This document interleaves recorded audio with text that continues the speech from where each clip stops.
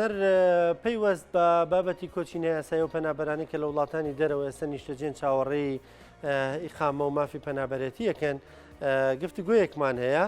حکوومەتی بەریتانی بڕیاری یاوە ئەو کەسانی کە پێدانی مافی پەنابەرەتی یاخودی خامیان ڕەتەکرێتەوە ناتواننتانە لە بڕیارەکە بن ویتر ناچار بێخامامێنەوە و ئەبێ وڵاتە جێبێڵن.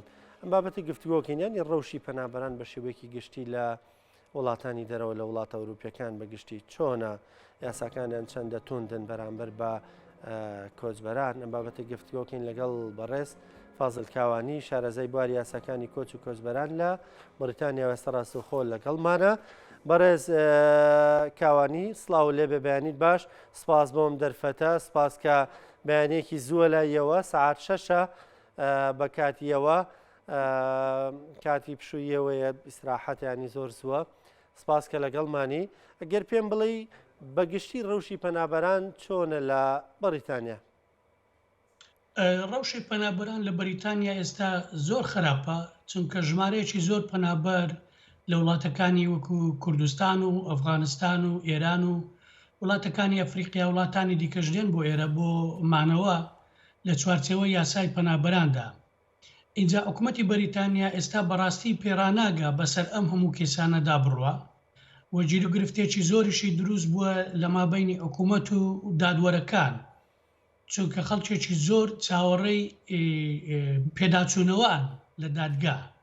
حکوومەت پێی وایە دادگاکان کێسەکان دواخەن، ئەم پەنابەرانە بۆ ماوەیەکی زۆرتر لە بەریتانیا ئەمێنەوە ئەگەرچی کێسەکانیشیان ڕەت کراوەتەوە.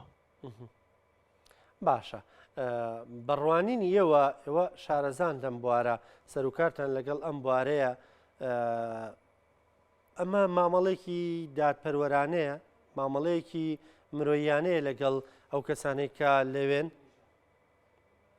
نەخێر، من پێم وایە ئەمە مامەڵەیەکی مرۆیانە نییە، هەر بۆیش دادوەرەکان بەڕاستی ڕخنەی زۆریان هەیە لە حکوومەتی بەریتانیا کە پێیان وایە حکوومەتی بەریتانیا بە جوانی بەسەر ئەم کێسانەدا ناڕوە پێشەوەی ڕەفزیان بکە.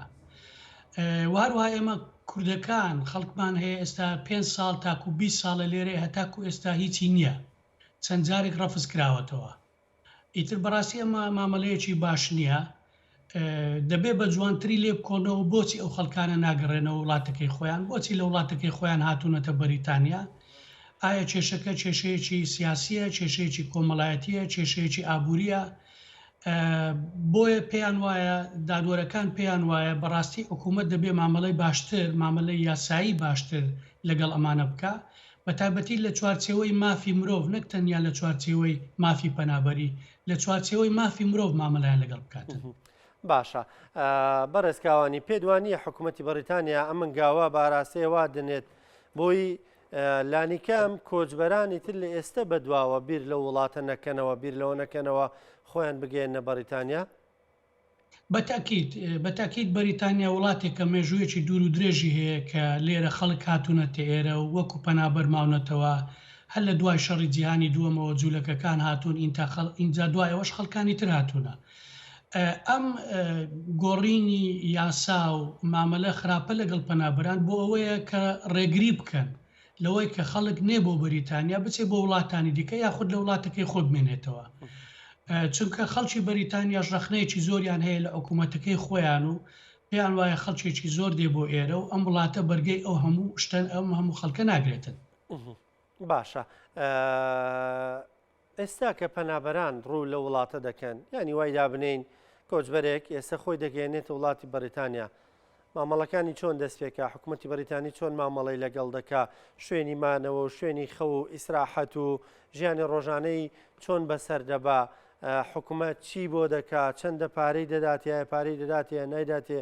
ئەگەر باسێکمان لەوە بۆ بکەی لەبەرەوەی بەڕاستی ئەمە خەونێکمان دروست کردووە ئێمە لای خۆمان کە پێمان وایە ئەوەندە گەشتینە وڵاتێکی ئەوروپی تر ئەکەینە ناز و نەعمەتەوە.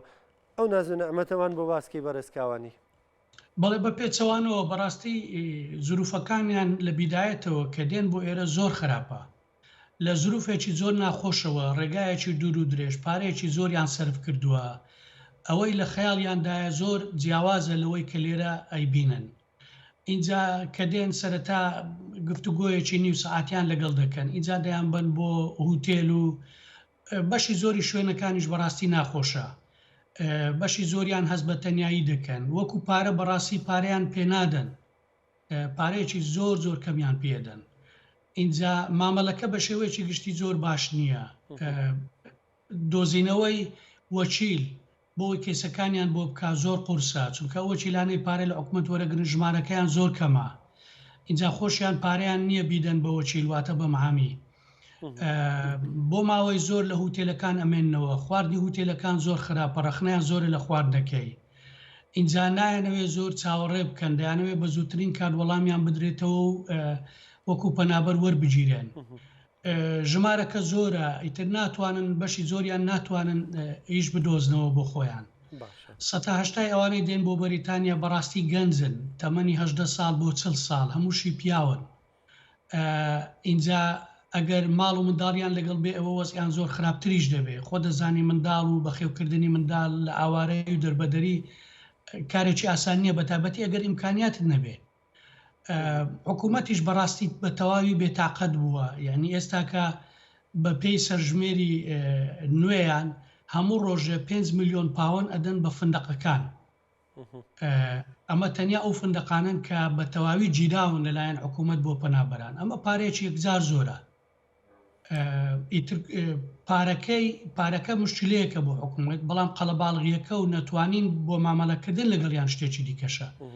بەس بە شێوەیەکی گشتی بەڕاستی وەزیان زۆر خراپە. دۆخیان خراپە. باشە، من ئەگەر وەکو دواپرسیار لە بەڕێستان بپرسم کە ئەزمونێکتان هەیە لەم بوارە، شارەزاییتان هەیە لەم بوارە، قسەتان چییە؟ پێشنیارتان چییە بۆ گەنجانەی ئێستا تۆ دەبینن لە باشووری کوردستان یا خودەوانەی کە لەوێن؟ بەڵێ ژمارەی کوردەکان زۆرە، بە تایبەتی ئەوانەی کە لە باشووری کوردستان دێن بۆ ئێرە. ئامۆژگاری منەوەیە بەڕاستی پیاو دەبێت لە وڵاتی خۆی بمێنێتەوە، لە کاتێکدا بێنە دەرەوە ئەگەر بەڕاستی ژیانیان لە مەترسیدا بێ. بەڵام ئەگەر ژیانیان لە مەترسیدا نەبێ، بەڕاستی ئەم سەفەرە نەکەن، ژیانی خۆیان نەخەنە مەترسی لەم ڕێگایە، ئەم پارەیە زۆرە سەرف نەکەن بۆ مانەوە لە بەریتانیا یا هاتن بۆ بەریتانیا. بەڕاستی ئەمە ئەوە نایەنێتن، بەشێکی زۆریشیان ژیانی خۆیانە خەنە مەترسی.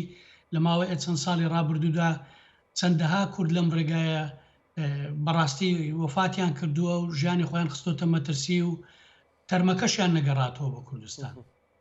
ئیتر بەڕاستی ئامۆژگاری ئێمە ئەوەیە پێش ئەوەی ئەو سەفەرە بکەیت، پێش ئەوەی ئەو ڕێگایە ناخۆش و دوور و درێژە بگریە بەر، جوان بیری لێ بکەیەوە، زانیاری زۆرت هەبێت لەسەر ژیانی ئێرە، اینجا ئەم کارە بکەیت. بەڕێز فازڵ کاوانی، شارەزای بواری یاساکانی کۆچ و کۆچبەران لە بەریتانیا، سپاس بۆ ڕوونکردنەوەکانە، سپاس بۆ زانیاریەکانە، سپاس کە لەگەڵمان بووی لە بریتانیاوە. زۆر سپاس.